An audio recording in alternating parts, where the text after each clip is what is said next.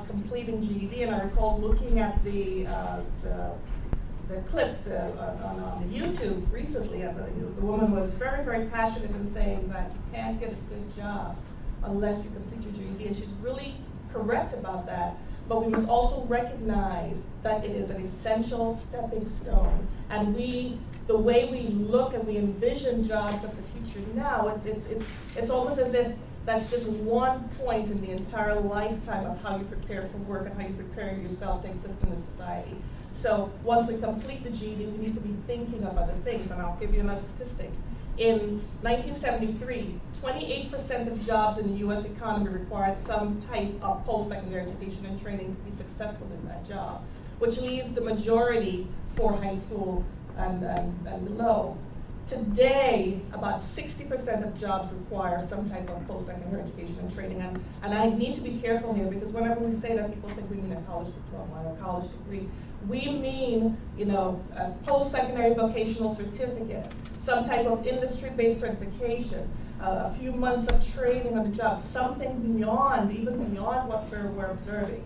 And one of the final things I want to mention is this recovery started, let's say, a few months ago, in its entirety in about 2011. And since this recovery, the majority of the jobs that came back are post-secondary in nature. That's just the reality. The jobs that are lost and permanently lost are the ones that require high school, and that's a function of the industrial composition of jobs. If you look at the jobs lost are in manufacturing, they're in leisure and hospitality, they're in food and service industries, and those are the jobs that mostly require a GED or a high school diploma, the types of conversations we're having. Those jobs are permanently lost, have been permanently lost in this economy, and are reflective of the structural change. So when we talk about where the opportunity lies, we have to really be talking about how do we figure out the best way of teaching these skills to our adult learners, these soft skills of critical reasoning and inductive reasoning, critical thinking, and in addition to that, to make sure that we create the stepping stones through, however it's created, through stackable certificates, to make sure that everyone recognizes that this is just the start. And we open the doors and we create the channels so that people can move forward and take care of themselves. So that is the perfect segue to Joshua Weiner. He's the Executive Director of the Aspen Institute College Excellence Program. Joshua, can you talk about community colleges and the role they play as a bridge? Absolutely. So I think for a long time we've sort of looked at K-12 education as getting students ready for college and career. Well, we're learning from Nicole's work, and thank you for all the hours that you spend sitting at your desk, because we use that information. Glad to see you here, but please keep producing that information, because we use it a lot. So, what Nicole highlights is that actually college and career readiness out of high school really is college readiness, if our definition of college is broad and includes all post-secondary. And then we look at workforce training for adults after they leave college, but college itself has sort of been this nebulous place where we think if we can just get students off to college, everything will be fine. Well, I think in recent years we've discovered that that's not the case. Only about half of students who start college graduate. At community colleges, the number is lower. And for the growing number of low-income students who are in post-secondary education, of African American, Hispanic students who are in post-secondary education, the numbers are lower. And so the question really is, what can colleges do to make sure that they are succeeding with the students they have, not the students they want, and not the students of 50 years ago, when only 10% of students went to college. Now, 2/3 of all adults at some point are in college. So how do we make sure that these students who are often underprepared, who are working at the same time that they're going to college, how do we make sure that they succeed? And there are really two things that we've discovered that community colleges are doing that excel. Very briefly, we run something called the Aspen Prize for Community College Excellence, and it's a $1 million prize every other year for the best community colleges in the country. And we do a year-long of deep research. Nicole is one of our reviewers for the second round, of deep research into what colleges do. So two things. If the goal is that students get college degrees that have economic value, if the goal is social mobility, there are two things colleges need to do. One is they need to improve completion rates, and the second is they need to make sure that the degrees provided, the credentials, have value when students graduate. So what do? Well, on the completion side, I could go into this for an hour, I won't. In 1 minute, readiness, choice, and clarity are 3 of the most important things they do. So one thing they do is they work with the K-12 systems to make sure students are ready. This is really important. In Chicago, we've seen Harper College is a really good example, working with its 3 local school districts. You know, they combined all of their data and they started looking at the transcripts of students who entered Harper College, who weren't succeeding. And they looked at their high school transcripts and asked, well, why might not they be succeeding? Well, one of the big areas they weren't succeeding is they weren't college ready in math, big problem nationally. And they looked at the transcripts and lo and behold, the students weren't taking math in the senior year of high school. Big surprise, not rocket science, but looking at the transcripts, they discovered it. So what did they do? They sent counselors in from the community college to work with all the students to try to get every student enrolled in high school math. That raised rates a little bit. They discovered that a bunch of students who were taking Algebra 2 senior year actually weren't passing the entrance exam for community college. They weren't college ready. And they looked and they were completely misaligned. What they were teaching and testing for in high school wasn't aligned to what the community college tested for. So they created perfect alignment. In just 2 years, they've increased college readiness from 46% to 58% in math, just in 2 years by doing this. So you get students ready. The second thing on completion that's really important is, you know, the students said yesterday they arrived on college campuses and they went from class to class, and if they were Monday, Wednesday, Friday at 10 o'clock, that was fine because they could go to the student center in between, they could go do other things. Well, students now have to get to their jobs. They have to care for their kids or their elderly parents. And so what colleges are realizing is that we can't have a system built for today's students on yesterday's model. And so what they're doing is they're helping students make choices earlier on about what programs to engage in, and then they're limiting course choice. They're really saying to students, we're not going to throw a catalog at you and assume that you're going to be able to figure it out. We're going to actually give you a very clear pathway to a degree. And the fascinating thing is it's what students want. Students are getting bad advice, they're taking the wrong courses, they're taking courses that don't apply to a degree, and then we wonder why they don't complete.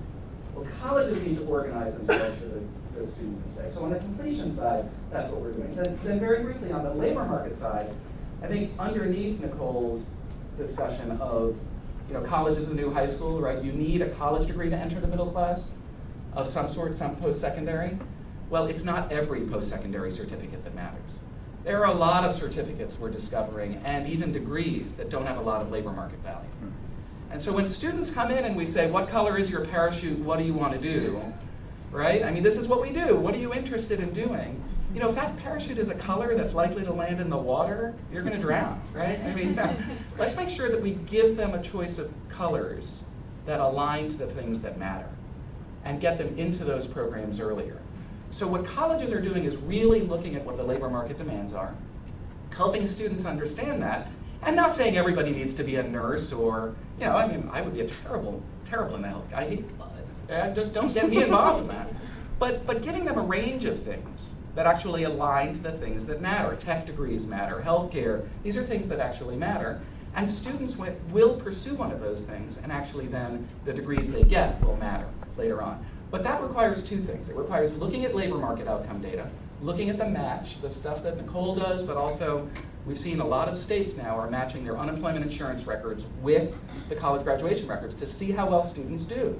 You've got to know how well students do, and you've got to know whether there's a match between those things and what's going to come next. So I think in those 2 areas, completion and labor market, what colleges do matters. And we've got to start training our sites not just on what happens in the workforce after college and what happens before, but actually what colleges do. Great. So let's move on to the workforce. And Alison Gerber is Executive Director of the district's Workforce Investment Council. Alison, talk a little bit about what employers are looking for and whether they are involved in this way in training programs and education programs in the way that many other states are, and whether they should be. Okay, thank you. I always love it when I'm the proxy for speaking for employers. I feel a little bit like it's a mismatch because while I represent a board that's 51% private sector majority, very often it is that intersection with the workforce programs that I'm dealing with.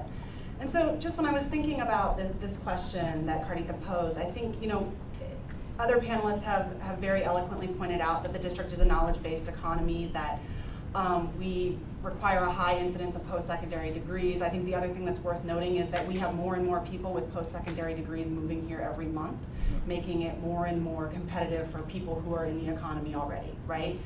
And I think that it's also important to remember that the skills required for particular, even entry-level occupations vary. That it is, that those hard skills are very different, from healthcare to hospitality to restaurants to et cetera. But that often when you speak to employers, that what you hear most often is about soft skills, is about literacy, and that the skill gap that they describe is very often about work readiness. And I think that for employers, a lot of times a high school diploma or a GED is a proxy for that. That, it's very difficult to assess work readiness. It's very difficult to assess soft skills. It's even more difficult to teach them. But that often a high school diploma or some proxy for that is seen as a proxy for those skills. Whether or not that's fair or true, I think if you think about from the business perspective, if you're a small business without a big HR arm, you're likely struggling when it comes to hiring at the entry level. Your volume of applications is really high. You don't have a clear way of discerning among them. And similarly for large businesses, a lot of the way that they've turned to dealing with that is that they have some sort of online portal that screens people out based on various factors. And if you're doing that, one of the easiest ways to screen people out is a secondary diploma, right? Or some sort of secondary credential. And so I think, right there that sets the stage for what a lot of the challenges for folks. They don't even get seen in the market, right? And I think it's important to remember that employers do this often because that when you think about talent investment, that you tend to invest more at the upper levels where you already have more of an investment in somebody's salary and somebody's benefits. Losing them is seen as a much bigger risk, a much bigger economic challenge. And so that when you have limited dollars to invest in training and education and retention, it's not happening at the entry level. And so a lot of that, figuring out what is a good fit at the entry level just isn't something that employers spend a lot of time on. They have a ready labor pool, they don't need to. But I think it's important to point out that that's where workforce organizations for more promising have had more success, and where more promising programs have had inroads, right? That they begin to understand entry-level occupations in a specific industry, and that if they're able to understand that assessment, that screening for healthcare versus hospitality versus IT, that they can make themselves of value to an employer. And I think So give us an example of what that means practically.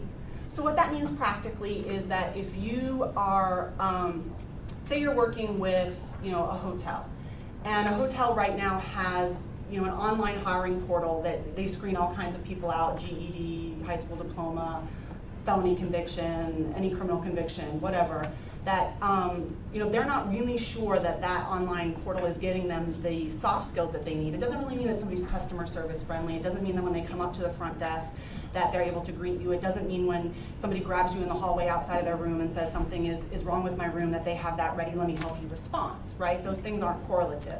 And so a workforce program is often able to build a relationship with a business where they say, I can help you screen for those things that are actually more important and more relevant to your retention and more relevant to your promotion than the GED is. And that's where we've seen sort of historically in this country best practices in sectoral workforce employment development have some sort of inroad with employers, is they help lower that turnover cost, if you will, through creating that match.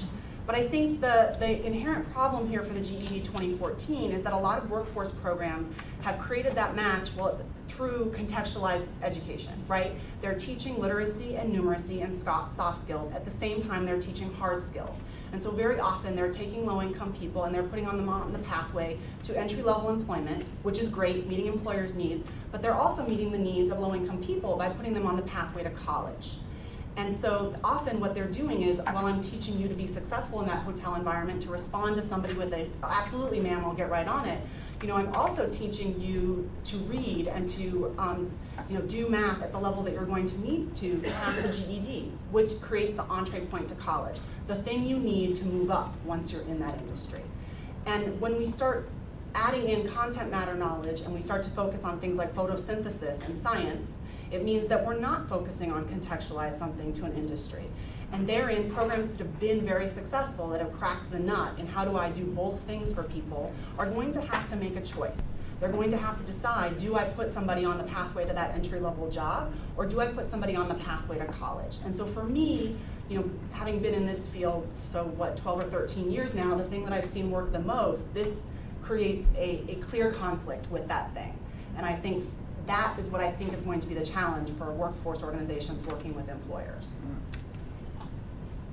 I want to talk about models out there, what different, other communities are doing. And there are some communities like Washington State where you don't have to do the GED, you can take college credits, and then they will give you when you've got a certificate, they'll give you a high school diploma, right? Assuming that.